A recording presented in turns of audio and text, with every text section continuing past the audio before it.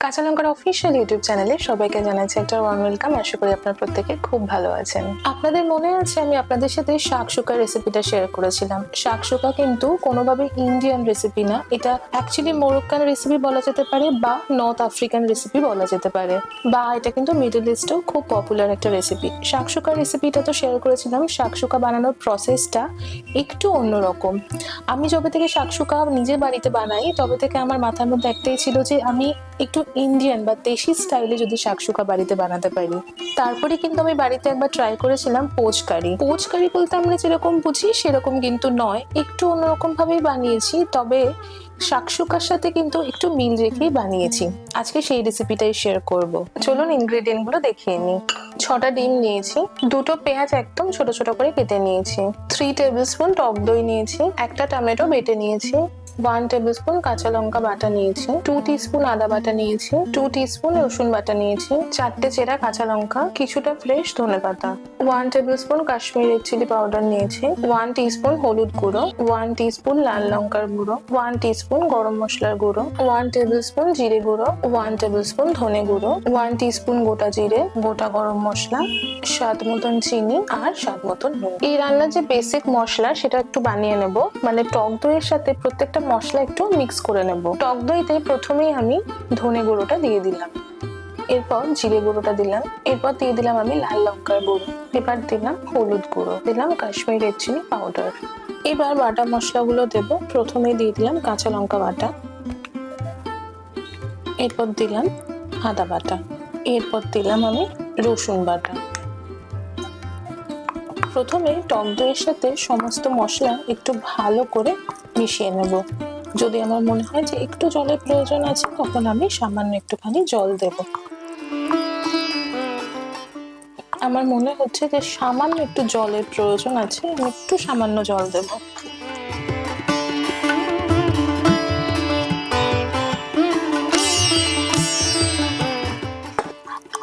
একদম সামান্য একটু জল দিলাম, অতিরিক্ত বেশি জল দেবো না, কারণ টক দই থেকে কিন্তু অনেকটাই জল ছাড়ে।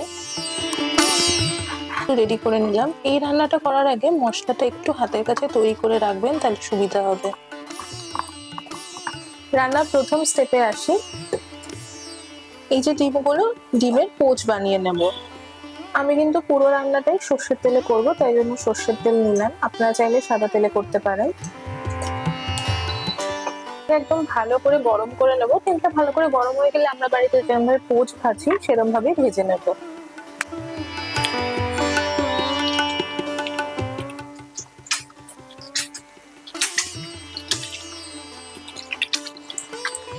তো সামান্য নুন ছড়িয়ে দিলাম, খুব বেশি না, একদম সামান্য।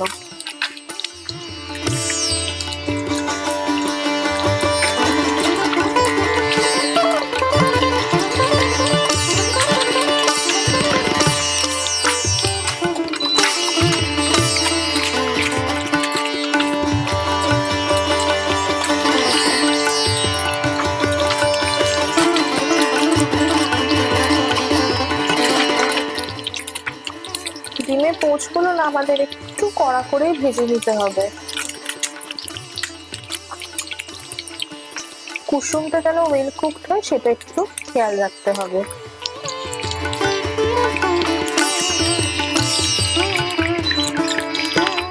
ডিমের পোচটা ভাজা হয়ে গেছে, এটাকে খুবই কেয়ারফুলি আমি তুলে রাখছি। এবার বাকি ডিমের পোচগুলো কিন্তু একে একে ভেজে নেব।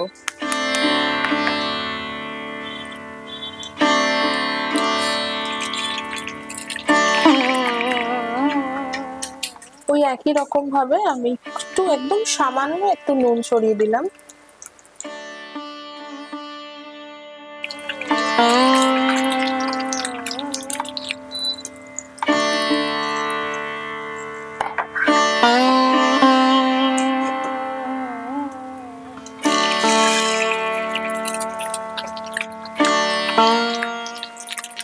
আমি প্রথমে প্যানে যতটা পরিমাণ তেল ব্যবহার করেছিলাম সেটা কিন্তু এই 6টা ডিম ভাজার জন্য ব্যবহার করেছিলাম। আমি অ্যারাউন্ড 1 টেবিল স্পুন মতো সর্ষের তেল নিয়েছিলাম, তাতেই আমি সবকটা ডিম ভেজে নিচ্ছি।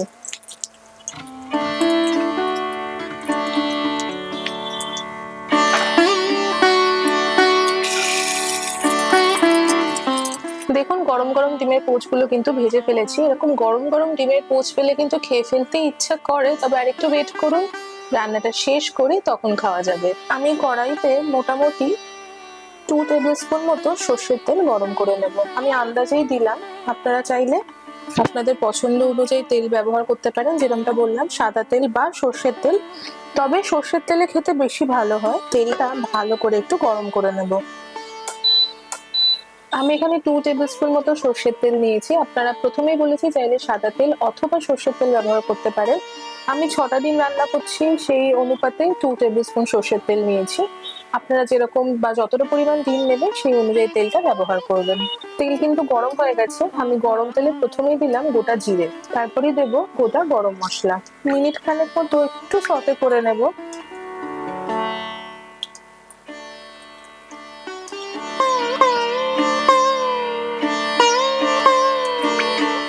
তেল থেকে গরম মশলার একটা সুন্দর গন্ধ বেরোতে শুরু করেছে।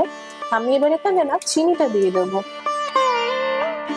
চিনিটা আমরা একটুখানি ক্যারামেলাইজ করে নেব, পুড়ে যেন না যায় সেটা অবশ্যই খেয়াল রাখতে হবে। চিনিটা ক্যারামেলাইজ করে নিলে ঝোলে বা গ্রেভিতে একটা খুব সুন্দর রং আসে, সেই কারণে কিন্তু তেলে আমরা প্রথমে একটু চিনি দিয়ে দিই।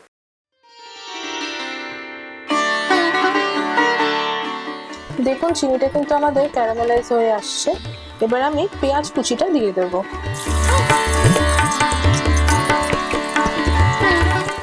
ভাজতে ভাজতে আমি সামান্য একটু নুন দিয়ে নেব। নুনটা দিলে পেঁয়াজটা একটু তাড়াতাড়ি ভাজা হয়ে যাবে।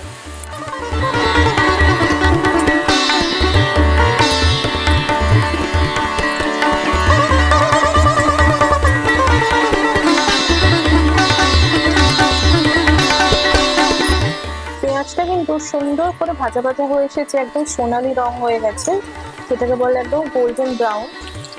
পেঁয়াজ ভাজার একটা সুন্দর গন্ধ বেরিয়েছে।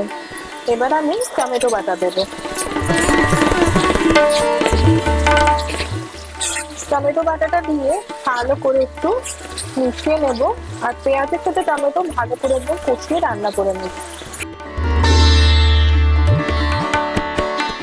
আপনারা যদি আমার শাকশুকার রেসিপিটা দেখে থাকেন তাহলে জানবেন যে শাকশুকার যে গ্রেভিটা সেটাও কিন্তু টমেটো বেসই হয়। আমিও চেষ্টা করেছি এই গ্রেভিটাকে একটু টমেটো বেস করার।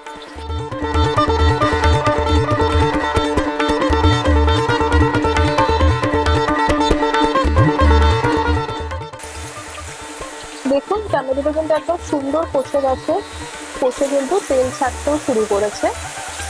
এরপর আমরা এই যে টক দইয়ের মিক্সচারটা বানিয়েছিলাম, এই টক দইয়ের মিক্সচারটা দেবো। তবে টক দই মিক্সচারটা দেবার আগে কিন্তু আপনারা যদি গ্যাসে রান্না করেন গ্যাসের ফ্লেম, বা আমি ইন্ডাকশনে করছি, ইন্ডাকশনের আঁচটাকে একদম কমিয়ে দেব। আমি আস্তে আস্তে করে পুরো টক দইয়ের মিক্সচারটা আমি এখানে দিয়ে দিলাম। এখানে আদা, রসুন, কাঁচা লঙ্কা, সব ধরনের মশলা সব কিছু দিয়ে বানিয়ে রেখেছিলাম। ভালো করে মেশাতে শুরু করব। ভালো করে যখন মিশে যাবে তারপর কিন্তু আপনারা যদি গ্যাসে রান্না করেন গ্যাসের ফ্লেমটা বাড়িয়ে দেবেন, বা আমি ইন্ডাকশনের আঁচটাও বাড়িয়ে দেবো। অনেক সময় টক দইটা খুব হাই ফ্লেমে বা হাই আঁচে যদি দেন তাহলে টক দইটা কিন্তু কেটে যায় বা ফেটে যায়, সেই কারণে ফ্লেমটা একদম কমিয়ে নিয়ে টক দইটা ভালো করে মিশিয়ে নিয়ে তারপর আমরা গ্যাসে করলে গ্যাসের ফ্লেম বাড়িয়ে দেবো, বা ইন্ডাকশনে করলে ইন্ডাকশনের আঁচটাকে বাড়িয়ে দেবো। দেখতেই পাচ্ছেন আমাদের কিন্তু টক দইয়ের মিক্সচারটা খুব ভালো করে মিশে গেছে। এরপর আমি আঁচটা ইন্ডাকশনে বাড়িয়ে দিচ্ছি।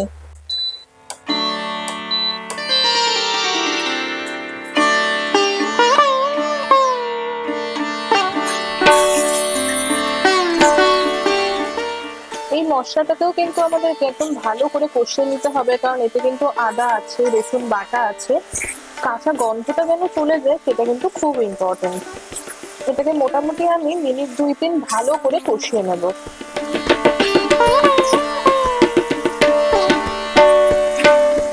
এই যে মশলার বাটিটা, এখানে কিন্তু অনেকটা মশলা এখনো আছে। আমি এখানে এই সামান্য একটু গরম জল দিলাম, হাফ বাটি মতো, মানে বাটিটা যতটা তার অর্ধেক পরিমাণ দিয়ে একটু মিশিয়ে নিচ্ছি, কারণ এই মশলাটাতে আমাদের তো জল দিতেই হবে। এই বাটির যে মশলাটা সেটাকে নষ্ট না করাই ভালো। এদিকে দেখুন আমার কিন্তু এই মশলাটাও সুন্দর কষে গেছে, খুব সুন্দর গন্ধ বেরোতে শুরু করেছে। এই যে জলটা মিশিয়ে রাখলাম এটা ঢেলে দিলাম।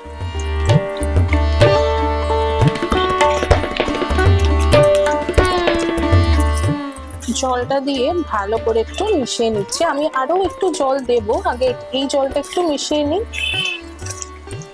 যে জলটা দিয়েছিলাম সেই জলটা কিন্তু অনেকটাই শুকিয়ে গেছে, গিয়ে তেলও ছাড়তে শুরু করেছে। এবার আমি আরো খানিকটা জল দেব।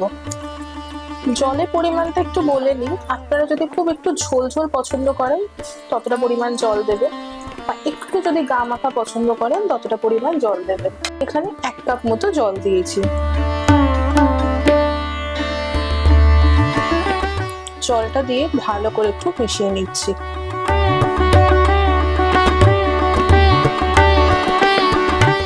আমার একটুখানি নুন দিলাম, আর দিয়ে দিলাম আমি 4টে চেরা কাঁচা লঙ্কা। আমরা এবার ঝোলটাকে খুব ভালো করে ফুটিয়ে নেব। আমি অন্তত মিডিয়াম হিটে 5 থেকে 7 মিনিট মতন কিন্তু ঝোলটাকে ফুটিয়ে নেব। ঝোলটা যতক্ষণে ফুটছে আমি একটু ধনেপাতা কেটে নিই, একটু ধনেপাতা দেবো লাস্টে।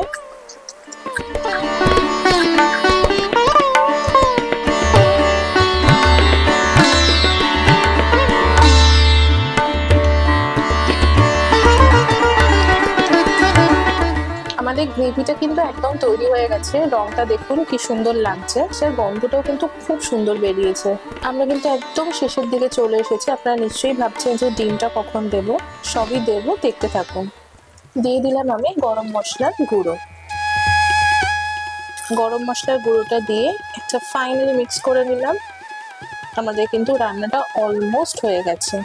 এবার কিন্তু সার্ভ করব। আমি একটা সার্ভিং প্লেট নিয়েছি। সার্ভিং প্লেটে প্রথমেই একটু গ্রেভি দিয়ে নেব।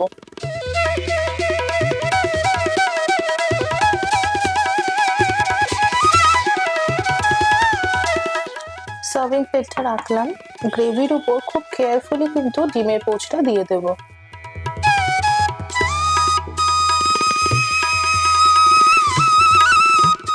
আর উপর থেকে একটু ধনেপাতা কুচি ছড়িয়ে দিলাম। তাহলে তৈরি হয়ে গেল আমাদের পোচ কারি। শাকসুকা নয়, তবে শাকসুকার মতো খানিকটা। এটা বাঙালি স্টাইলে শাকসুকা। লাগলো আপনাদের আজকের এই পোচ কারি রেসিপিটা কমেন্ট সেকশনে অবশ্যই জানাবেন। আমি জানি আজকে আপনাদের এই রেসিপিটা ভালো লেগেছে, কারণ এটা ডিমের রেসিপি হলো একটু অন্যরকম।